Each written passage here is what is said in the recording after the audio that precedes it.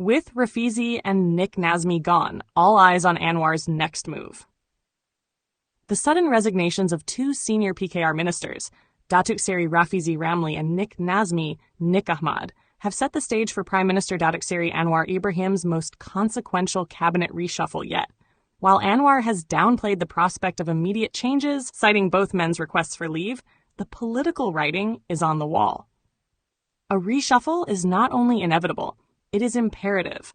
Rafizi's departure from the Ministry of Economy and NIK NAZMI's exit from the Ministry of Natural Resources and Environmental Sustainability come on the heels of their defeats in the recent PKR party elections. Their exits have fueled speculation of internal discord and a quiet reckoning within the Madani government over performance, public perception, and political alignment. Whether voluntary or otherwise, the departure of Rafizi and NIK NAZMI suggests a generational shift, not merely in age, but in terms of political capital, influence, and the prevailing winds of factional strength. Both men were once seen as the future of PKR's reformist project, technocratic, policy-driven, and idealistic. Their fall from favor signals a possible recalibration toward traditional party loyalty and consolidation around figures closer to Anwar's inner circle. In this context, attention has naturally turned to potential replacements. One name continues to surface: Dato Seri Amiruddin Sherry, the current Menteri Besar of Selangor and a rising force within PKR. Crucially, Amiruddin is not only a state leader, but also the Member of Parliament for Gombak, making him fully eligible to be appointed as a federal minister. Amiruddin's possible elevation to Putrajaya would not be without precedent. He led Selangor to a relatively strong showing in the 2023 state elections, withstanding the Perikatan national onslaught, and has maintained a reputation for administrative competence. His pragmatic image, straddling reformist credibility and grassroots appeal, makes him an attractive choice for a government eager to project both renewal and stability. For Anwar, appointing Amiruddin would inject fresh energy into the federal cabinet while cementing loyalty from one of the party's most electorally valuable leaders. Yet Anwar finds himself in a delicate situation. The temptation to promote his daughter, Nurul Izzah Anwar, to ministerial office, especially in the wake of these high-profile vacancies, could backfire dramatically. Any such move would invite allegations of nepotism and dynastic politics, precisely the kind of old-school behavior that the reform movement once stood against. While Nurul Izzah remains a cherished figure among longtime reformists, she is not a member of parliament and therefore constitutionally ineligible for cabinet appointment, a welcome safeguard. Any attempt to install her via the Senate would be a brazen move and shatter the Madani government's already fragile reformist credibility.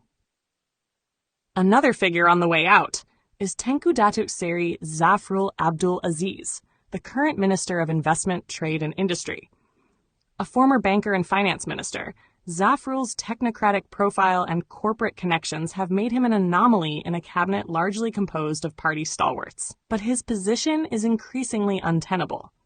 His appointment is dependent on his senatorship, which is set to expire in December 2025, and under Article 45, 3A of the Federal Constitution, he cannot be reappointed, having already served 2 terms.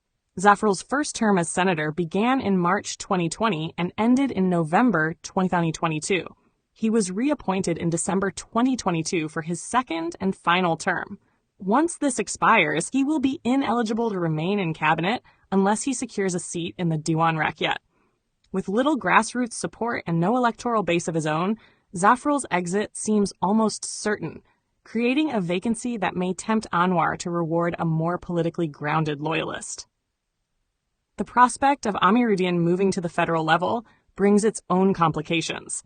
His departure would open up the coveted Selangor Menteri Besar post, triggering internal jostling within PKR and the Pakatan Harapan coalition. Selangor remains Malaysia's economic powerhouse and is symbolically important to the party. The transition would need to be carefully managed to avoid destabilizing state-level governance or fueling factional tensions. More broadly, the looming reshuffle is more than a matter of musical chairs. It is a pivotal moment for the Madani administration. Public patience is wearing thin. Many voters who handed Pakatan Harapan a second chance in 2022 have grown disillusioned. The government's handling of cost of living issues, economic anxieties, stalled reforms, and controversial judicial decisions, particularly those involving high-profile corruption cases, has left the public weary and skeptical. The departure of RAFIZI and NIK NAZMI, however they may be framed internally, underscores the perception that performance and public appeal alone are no longer sufficient. In many ways, this reshuffle presents an opportunity to reset the political narrative. Will Anwar reward loyalty or merit? Will he prioritize reform or political expediency? At stake is not only the credibility of Anwar's administration, but the viability of the entire Madani project. Malaysians are watching closely to see whether this reshuffle will signal a reinvigorated commitment to good governance and competent leadership, or whether it will cement the drift back into the patronage politics of old. As Parliament prepares to deliberate on the 13th Malaysia Plan in July, the economic and environmental portfolios become especially significant. The resignations of RAFIZI and NIK NAZMI, while jarring, provide a rare opening to install new leadership aligned with the strategic priorities of inclusive development, green transition, and regional competitiveness. The opportunity is ripe, but it must be seized with vision and decisiveness. Anwar has a narrow window in which to act. A reshuffle perceived as mere political accommodation would confirm public fears that the Madani government is little more than reformist branding. A reshuffle based on integrity, performance, and future-oriented policy, however, could reinvigorate public confidence. The stakes are high. With RAFIZI and NIK NAZMI gone, all eyes are now on Anwar's next move. A heartfelt light. To every soul whose hand did give, you've helped me dream, helped me live. In darkest hours your light came through, with hearts so kind, so pure, so true. Your gifts, like stars in deepest night, have steered me gently toward the light. Each coin, each word, each silent prayer, a thread of hope so rich, so rare. My eyes once dimmed now seek the skies, and slowly clearer visions rise. Because of you, I dare to see the world again. Its grace, its plea. Your compassion's flame will not just stay with me alone. It lights the way for others wandering through despair to feel the warmth of selfless care. You've shown what love in action means, in quiet ways through giving scenes. You've built a bridge from soul to soul and made the broken feel more whole. So let this thanks rise like a song, a melody both soft and strong. May your example gently call more hearts to rise to give. To fall into the joy of lifting pain, of planting hope where none remains. Your kindness walks beside me still, a light, a love, a living will.